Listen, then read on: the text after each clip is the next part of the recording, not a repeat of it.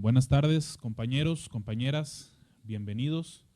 Es un gusto y un honor recibirlos en esta su casa. Para los de casa, pues ya saben que es su casa. Para quienes nos visitan, pues su segunda casa o tercera, como vean. Bienvenidos a las instalaciones del Centro de Innovación y Desarrollo Tecnológico en Cómputo del Instituto Politécnico Nacional, el CIDETEC. El día de hoy nos reunimos para recibir la visita del secretario de Investigación y Posgrado del Instituto, el doctor Juan Silvestre Aranda Barradas, que nos va a dar una explicación de la agenda estratégica para la transformación del instituto.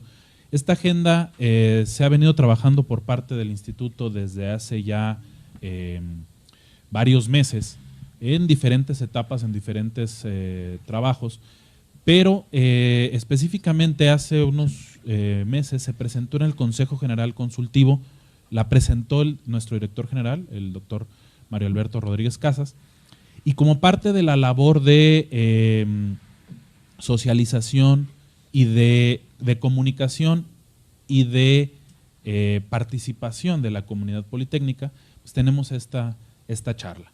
Entonces, es para mí un honor como director del Centro de Innovación y Desarrollo Tecnológico en Cómputo recibir al doctor Juan Silvestre Aranda, secretario de Investigación y Posgrado, y le cedo la palabra. Doctor, muchas gracias.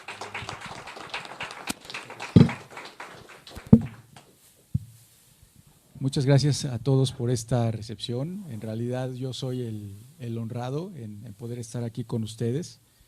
Gracias por este recibimiento aquí en CIDETEC y pues bienvenidos también para quienes nos acompañan a través de internet y de la transmisión en video streaming que se está realizando. La intención es compartir con ustedes, ya bien decía el señor director, el doctor Itzamá López, que en la institución, nuestro director general y en la institución, hay una preocupación por mejorar al instituto. Es cierto que podemos reconocer grandes logros históricamente de la institución, hay mucho de qué presumir, perdónenme la expresión, a través de sus egresados, de los logros que estos han tenido en la construcción de un mejor país. Hay tecnología que ha sido transferida, hay aportaciones reconocidas del Instituto Politécnico Nacional a lo largo de los años que tiene de existencia y en parte esto se debe a que mantenemos vigente la preocupación por hacer las cosas mejor, por transformar aquello que haya que transformar, por cambiar, por replantearnos cosas. Y este esfuerzo no sería de impacto si no se hiciera involucrando a toda la comunidad politécnica. Y el primer paso en esto, desde luego, es tener una idea de cuáles son las directrices generales que hasta ahora están planteadas para realizar la transformación y de contribuir a esa agenda. Entonces, el propósito de esta presentación es ese, confirmarles, más bien compartirles las ideas, un poco de cómo han surgido.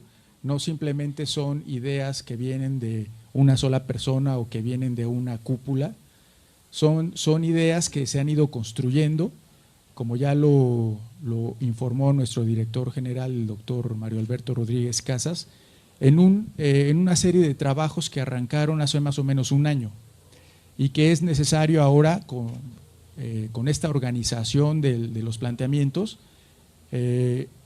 ponerlos a consideración de la comunidad para recibir las mejoras a las propuestas, para recibir los consejos, para integrar una mejor agenda respecto de esta preocupación que estoy seguro compartimos todos, que es la de hacer mejor las cosas, la de tener un mejor instituto y la de para ello cambiar lo que sea necesario cambiar, transformarnos.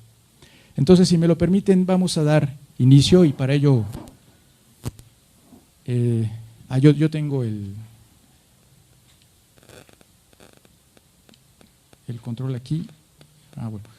Sí, miren, parte de la preocupación surge del reconocimiento de que a nivel mundial está ocurriendo una serie de cambios en los que no voy a abundar en este momento, porque además estamos en un centro donde hay expertos en esto, donde hay personas que son pioneras o que son principales agentes en este tipo de construcciones conceptuales que ya son una realidad, la revolución industrial, la cuarta revolución industrial, que es un concepto, voy a decir así, en construcción. Esto es, a grandes rasgos, consistiría en la fusión de tecnologías físicas para la producción o para los servicios con tecnologías digitales que las optimizan. Y eso está ocurriendo en todas las áreas, en todos los sectores industriales, en todas las profesiones, y también alcanza a la labor educativa, a las instituciones de educación superior. Ellas también están incorporando tecnologías en un replanteamiento del proceso educativo. Entonces, y hay áreas donde esto va mucho más avanzado que en otras. Tampoco es propósito de esta presentación ahondar en ello, porque ustedes tienen más conocimiento de estas áreas donde hay mayor avance. Me refiero, por ejemplo, a las industrias de manufactura avanzada, donde ya hay construcción en línea por robots autónomos interconectados que toman decisiones en la línea de producción. Y entonces eso trae ciertos impactos. Y así se espera que esos impactos transmitidos a lo largo de la sociedad configuran lo que en otros momentos de la historia de la humanidad se ha caracterizado como una revolución industrial. Entonces esta cuarta revolución industrial parece que está tomando esas características, y entonces es una realidad que se presenta, y que entonces cuando hay fábricas que ya tienen estos procesos de producción incorporados, lo siguiente es preguntarse quién se hace cargo de esa tecnología en esos sitios de producción. Y luego la siguiente pregunta es, ¿cómo preparamos a esas personas? Y ahí es donde intervienen las instituciones de educación superior como nosotros. Nosotros debemos estar preocupados por lo que va a suceder en los ambientes productivos y en las consecuencias de esas tecnologías como continuarán siendo impulsadas. Esto es ya una tendencia, esto ya está en marcha, y nosotros tenemos que preocuparnos por la preparación de los seres humanos que se encargarán de esos esquemas productivos. Esto podemos a su vez integrarlo en los cambios que están ocurriendo en nuestro país. No es nuevo para nadie que estamos ante una nueva administración federal que tiene planteamientos muy distintos de los que se tenían en otras administraciones. Esto al mismo tiempo que se está dando toda esta evolución de los esquemas productivos incorporando tecnologías digitales, Internet de las cosas, etcétera, ¿no? Y nosotros estamos en un proceso en el que tenemos que responder tanto a lo que sucede en cambios dentro de nuestro país como a estas tendencias internacionales en los sistemas de producción. Este doble entorno, entonces, nos lleva a plantearnos qué tenemos que modificar, al tiempo que el propio funcionamiento interno de la institución también nos señala que hay cosas que tenemos que mejorar. Bueno, todas estas reflexiones se han hecho de preocupación en el equipo del doctor Rodríguez Casas, de manera que se inició un trabajo con estas etapas. En primera instancia, el doctor Rodríguez Casas, al momento de tomar protesta como director general, propuso un plan de trabajo que que consistía en 5 ejes estratégicos de desarrollo, 5 ejes fundamentales de desarrollo, y que configuraron un primer programa de desarrollo institucional. Con base en este esquema inicial de trabajo, cada secretaría produjo unos proyectos que aseguraran una mejora en cada una de las funciones que corresponden a cada secretaría. Estos los llamamos proyectos legado. Ahí tuvimos un ejercicio de planeación participativa, pero básicamente restringido a cada una de las secretarías. Para complementar esto, se inició un trabajo de diagnóstico interno y externo que desarrolla una gran parte de las ideas que mencionaba yo en la lámina anterior. Entonces, permitió hacer un recaudo de información para dar precisión a estas premisas, a estas grandes premisas de la cuarta revolución industrial y de la cuarta transformación de la vida pública del país.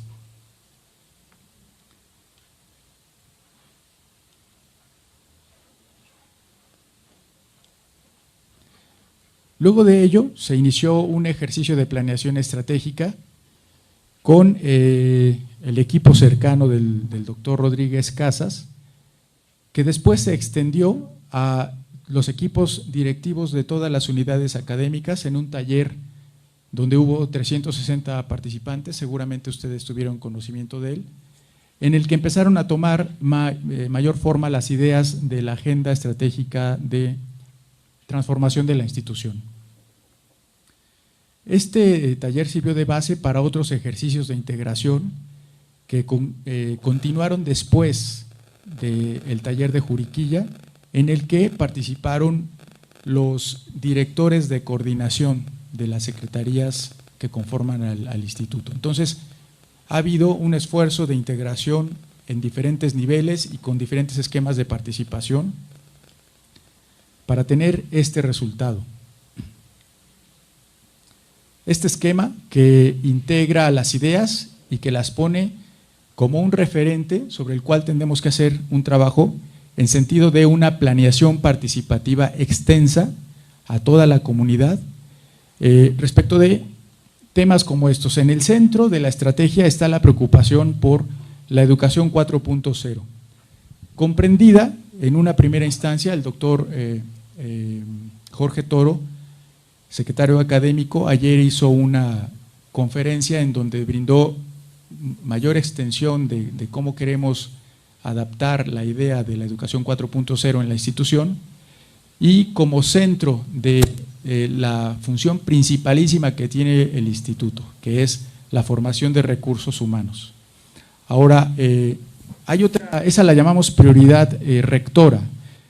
Las otras 5 que están a su alrededor, que tienen cada una este título y estas funciones principales, todas confluyen en una educación, en un esquema de educación 4.0 y que se extienden en las diferentes prioridades estratégicas que un poco más adelante detallaremos a pues, generar egresados, tener estudiantes, profesores y personal de apoyo, el necesario para la transformación institucional requerida en una nueva patria. Esto significa buscar los cambios necesarios en las personas que trabajan en la institución para asegurar la pertinencia de la institución en el nuevo contexto nacional e internacional.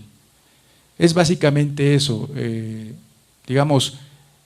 No podemos pensar que ante la aparición de tecnología digital que los alumnos pueden utilizar, y de hecho lo hacen, para favorecer sus procesos educativos, y que la institución no tenga estructuras que permitan asimilar esa nueva realidad.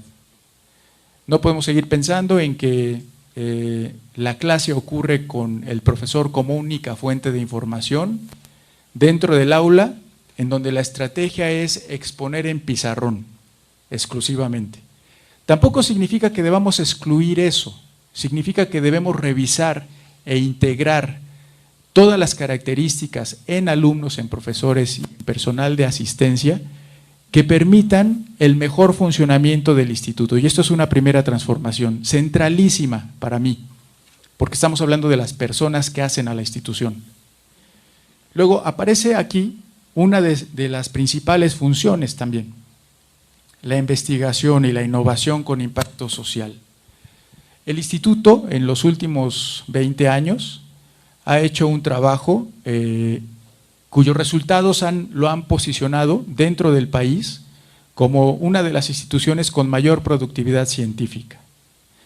El propio Sistema Nacional de Investigadores en México fue una estrategia que a lo largo de su existencia, 36 años ya, si no es que 37, ha permitido que México figure entre los países productores de conocimiento a nivel mundial, cosa que no existía antes de esta estrategia. Y eso es un muy buen primer paso que permite una consolidación de un sistema científico nacional, pero del cual ahora se esperan más cosas. Se espera innovación, se espera impacto social. Entonces, esto tiene que estar incorporado en las preocupaciones del instituto. Bueno, esto además necesita de esquemas de gobernanza institucional, esto es, esquemas que permitan a la institución asegurar condiciones de buen funcionamiento, al tiempo que se evalúan riesgos de esa estrategia de funcionamiento y al tiempo de que se aprovechan oportunidades para el desarrollo de la institución en sus funciones fundamentales. Esto, desde luego, va a necesitar una evaluación de infraestructura y equipamiento, el requerido para la educación 4.0 y el desarrollo de las otras funciones. Y el propósito integrado a la educación, pues es el de mantener la excelencia, que yo recuerde es la primera vez que la institución habla de excelencia en sus proyectos formales de planeación. Siempre habíamos hablado de calidad, habíamos hablado de mantener acreditación, ahora queremos la excelencia. Y eso es un concepto que tenemos que construir entre todos, y es un concepto aspiracional, pero es el ejercicio en lo cotidiano para atender a la excelencia es lo que permite asegurar una institución de los más altos niveles y para el mayor número posible de personas en el país. Bueno, esto dentro de este contexto de la cuarta revolución industrial y la evolución que vamos a presenciar de ella a lo largo del tiempo, los próximos años en el mundo, esto es un fenómeno global, y de lo que está ocurriendo en nuestro país. Localmente también hay esquemas que transforman la manera de organizarnos en nuestro país.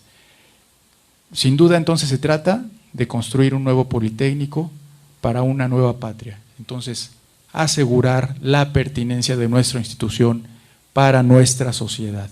Eso que ha sido el propósito del instituto a lo largo de su existencia, hoy se tiene que reafirmar y debe servir como base de una reflexión de lo que tenemos que transformar.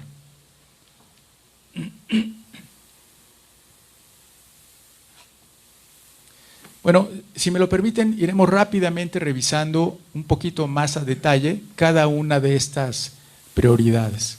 La prioridad número 1, la prioridad rectora, que es la educación 4.0. Consiste básicamente en esto, ¿no? Formar por medio de esta estrategia integradora, esta refuncionalización de lo que hacemos en el aula, en los laboratorios, en la institución,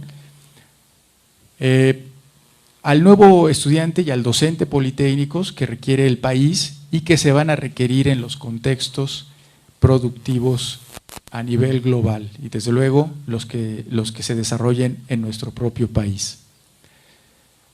Aquí están varios elementos que permiten conocer más a profundidad esta acción estratégica, como por ejemplo el primero es el problema.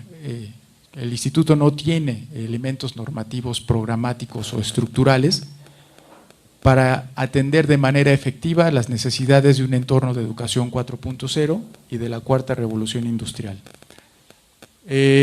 La educación 4.0 es algo que se tendrá que ir definiendo digamos, bajo esta premisa, ¿no? Decía, hay industrias que ya requieren profesionistas para atender los nuevos esquemas productivos, y esos profesionistas, ¿dónde se van a formar y bajo qué premisas? Esos profesionistas los denominamos talento 4.0 y las estrategias para su formación las denominamos educación 4.0, como conceptos fundamentales que tendremos que elaborar y precisar en la institución. Es un poco como el concepto de calidad en los años 80. La calidad se volvió algo súper extendido, pero bien a bien nadie sabía qué era la calidad hasta que la llevaba al terreno donde quería conseguirla. Con la educación 4.0 tenemos algo más o menos parecido. Tenemos que elaborar nuestra idea de educación 4.0. Y para ello vamos a tener que hacer adaptaciones, cambios, transformación, desde la normatividad hasta la infraestructura que se necesita. Bueno, esto es lo que queremos resolver. Entonces el objetivo será formar estudiantes, docentes y transformar lo necesario, planes y programas de estudio, vincularlos con los sectores productivos, incluir valores éticos para generar los recursos humanos que se necesitan en nuestro país. Aquí hablamos de estrategias. ¿Qué tenemos que hacer? Tenemos que hacer talleres, tenemos que hacer reflexión. ¿Qué tenemos que hacer para precisar esto y para irlo llevando a la práctica? Se habla entonces de sensibilización, de información y de capacitación. Necesitaríamos hacer esas tres cosas en horizontes temporales que iremos definiendo conforme los ejercicios de planeación vayan arrojando resultados que permitan programarse en el tiempo. Después, los entregables que esperamos tener: diseño de acciones de formación para docentes, estrategias de vinculación por unidad académica con los sectores pertinentes a cada una de las misiones institucionales de las unidades académicas, los planes y programas de estudio adaptados a los esquemas 4.0, y ahí, por ejemplo, nuestros programas de estudio lo que tienen son contenidos temáticos, cuando a lo mejor lo que deberían tener es retos de aprendizaje para los alumnos. Y entonces el trabajo del profesor no es más el de proveer información, sino el de asesorar al cumplimiento de esos retos de aprendizaje, porque es la mejor manera en que el estudiante desarrollará habilidades que en este momento no se están considerando, por lo menos conscientemente, en el trabajo educativo. Sensibilizar a toda la institución de la importancia de estas reflexiones. Determinar los requerimientos de infraestructura, generar propuestas a el aparato normativo de la institución y establecer la programación en el tiempo. Estos son los mapas de ruta. ¿Qué tenemos que hacer primero? ¿Qué de todo lo que nos planteemos va a requerir recursos de inmediato? ¿Y qué otras cosas podemos hacer desde ya?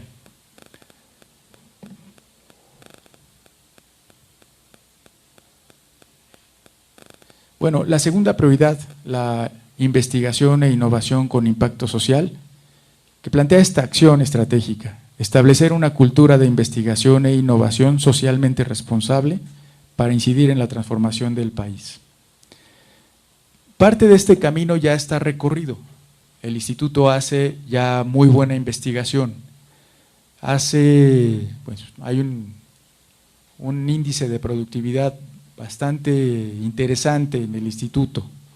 Producimos alrededor de 2,000 artículos al año, eso es una muy buena cantidad. Pero podemos mejorar, porque producimos y hace falta publicar en revistas de alto impacto. Ahí tenemos un espacio en el que podemos mejorar. Y tenemos que mejorar en otra cosa también. Mucho de lo que produzcamos debe empezar a traducirse en tecnologías que, una vez maduras, puedan tener uso directo en la sociedad, en cualquiera de sus sectores, en el industrial, gobierno, social. Ahí tenemos espacio en el que podemos hacer mejor las cosas. Aquí aparece en la identificación del problema un concepto que me parece a mí interesantísimo, que es el de incrementar la creatividad. Cuando uno se involucra en un proceso de investigación, lo que se hace es eso justamente, hay un ejercicio creativo, ¿no? hay una explosión de ideas y luego las ideas con, digamos, el auxilio de los profesores se deben ir seleccionando a manera de que queden aquellas que resulten de mayor factibilidad. Bueno, esta etapa de pensamiento creativo y luego pensamiento crítico en los estudiantes tiene que aparecer como una estrategia explícita del desarrollo que queremos en ellos, ¿no? Entonces, desde luego, aquí lo que se señala esto porque lo que se busca es tener mayores impactos en investigación y en innovación. Y también necesitamos el desarrollo de la cultura del emprendimiento. Necesitamos que las personas que se forman en el instituto piensen sí en colocarse de manera muy competitiva en un mercado laboral, pero que también piensen ellos mismos en generar ese mercado laboral. Eso es algo que tenemos que insistir en ello, o por lo menos tenemos que dedicar reflexión para determinar si esto es importante de incorporar en el instituto.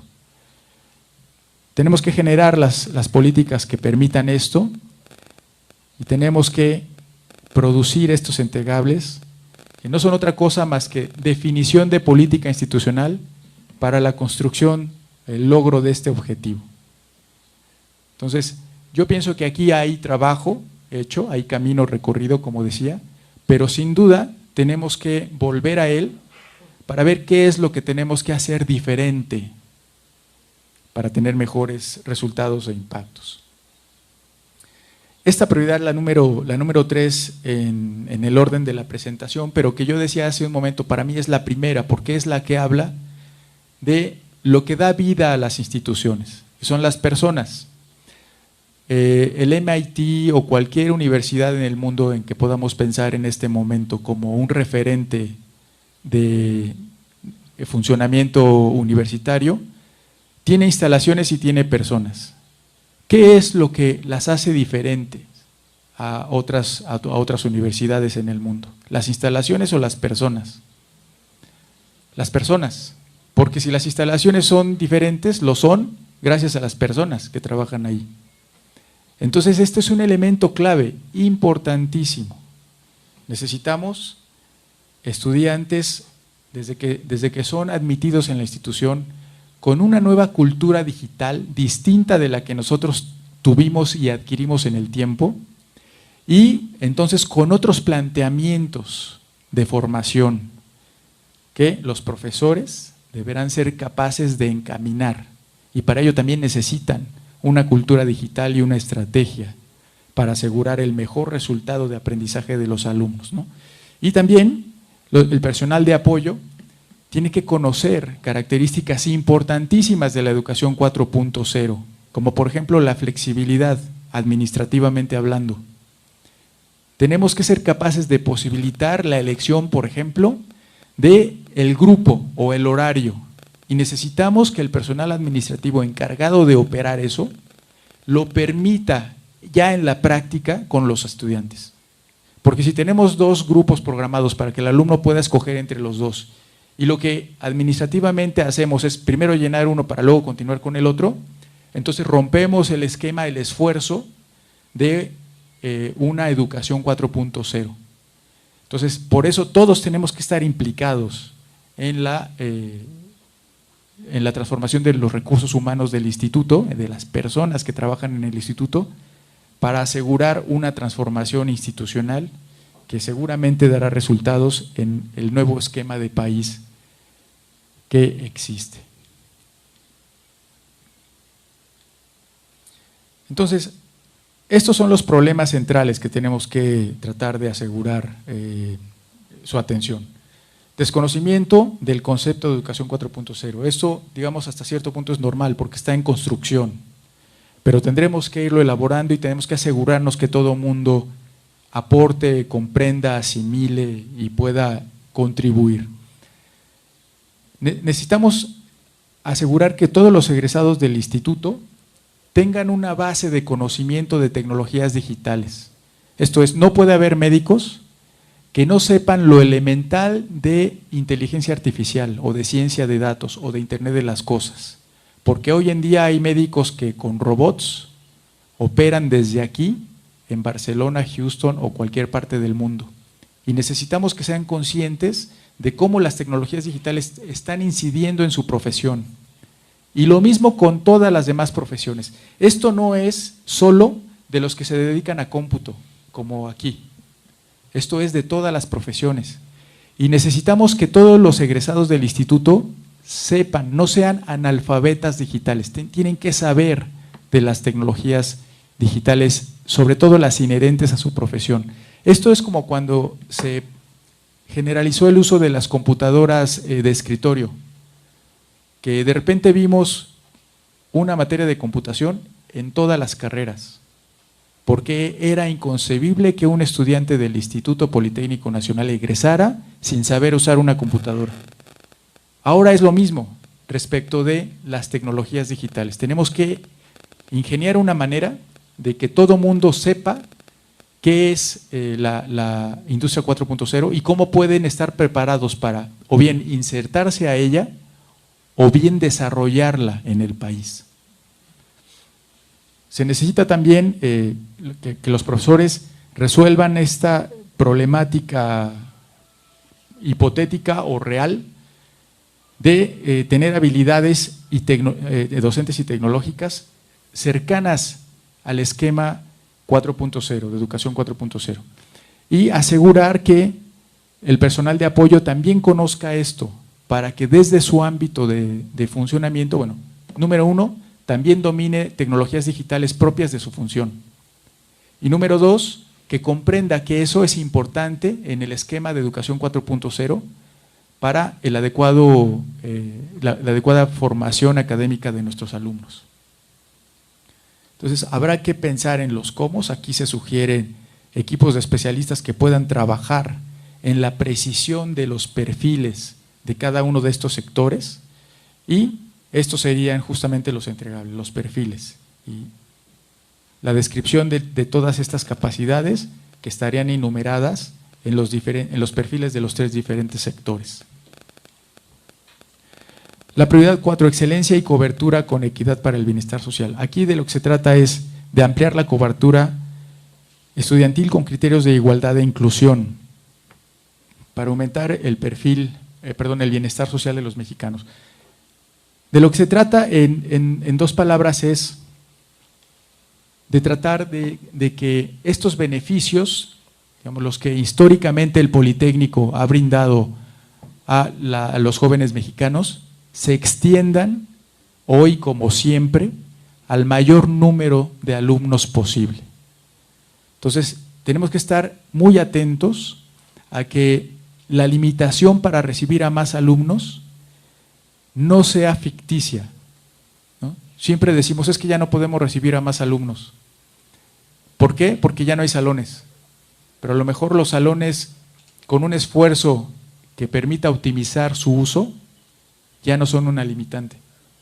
Entonces no podemos permitirnos en un país como el nuestro, en un país donde la mitad de su población está en los estratos de pobreza, no podemos permitirnos el más mínimo desperdicio de recursos. Y eso es tiempo, eso es espacios disponibles, y eso es profesores, y eso es papel, tecnologías, todo lo que tenemos para hacer el trabajo. Debemos pensar que a costa de que nosotros podamos hacer este trabajo, hay personas que viven en los estratos de pobreza. Y en nuestras manos está que ese número disminuya a través de la educación. Entonces la idea es asegurarnos mediante estrategias y mediante definición precisa de resultados para alcanzar este objetivo de ampliar la cobertura. No se trata de hacerlo por hacerlo, se trata de mantener en mente este concepto aspiracional de excelencia. Tenemos que ser excelentes. ¿Cómo? No lo sé, depende de la respuesta de cada quien, pero también depende de lo que conjuntamente definamos como excelencia en la institución. Bueno, mucho de lo que estamos hablando, incluso hoy en día, Pensar en la infraestructura y en el equipamiento de la institución es pensar en retos mayores, pero también es pensar en apelar al ingenio, a la creatividad para resolverlos. Entonces, aquí de lo que se trata es esto, ¿no? Justamente identificar la infraestructura y el equipamiento y los servicios necesarios en torno a la educación 4.0 para sustentar la formación de nuestros estudiantes. Un poquito más a detalle, es, bueno, tener información precisa de las necesidades en una institución. Esto que pareciera algo más o menos fácil de atender, en una institución de las dimensiones de la nuestra, no es sencillo. Saber aula por aula, laboratorio por laboratorio, qué se necesita en los servicios y qué se necesita en los equipamientos, y luego cruzar esa información con el número de alumnos que van a atender, con el tipo de actividad que esos alumnos van a realizar ahí y que lo puedan hacer de manera segura, eficiente, eso es todo un reto y se necesita plantear un proyecto para atender ese reto. Y aquí está lo que se esperaría de ese trabajo, saber con precisión las necesidades de infraestructura, equipamiento y servicios para las actividades centrales de la institución, en las unidades académicas, para las áreas centrales, que si no disponen de esto, no van a poder soportar el trabajo requerido en las unidades académicas, y evaluar cuáles necesidades fueron atendidas y qué población se benefició de este proyecto. En la prioridad número 6, la nueva gobernanza politécnica, de lo que se necesita es de asegurar una construcción de procedimientos para garantizar la cohesión interna, la posibilidad de buen funcionamiento institucional y garantizar la gobernanza de la institución en términos de lo que permite la gobernanza respecto de las oportunidades que se pueden aprovechar en el entorno del instituto. La gobernanza es distinta de la gobernabilidad en el sentido de que, bueno, la gobernabilidad permite el funcionamiento o el desarrollo de las funciones normales en la institución, pero la gobernanza encaja en ese funcionamiento normal, bueno, por un lado, evaluación de riesgos para ese buen funcionamiento y por otro lado, aprovechamiento de oportunidades externas para el crecimiento de la institución. Entonces, esto requiere también, consideramos, con los ejercicios de planeación que mencioné al inicio, de una reflexión seria por toda la comunidad. Entonces, estos son los problemas: cómo resolver oportunamente los conflictos internos, cómo dar respuesta a carencias de programas de prevención y protección de la comunidad. En esto no estamos en cero, pero necesitamos estar mejor preparados para ello. Tomar en cuenta que los conflictos que se presentan en una institución tan grande son múltiples, se generan en múltiples sectores y por múltiples causas, y para ello debemos tener un esquema que permita su adecuada atención. Tiene que haber una participación de la comunidad en las formas de gobernabilidad del instituto, y tiene que haber un marco normativo consistente con estas nuevas propuestas.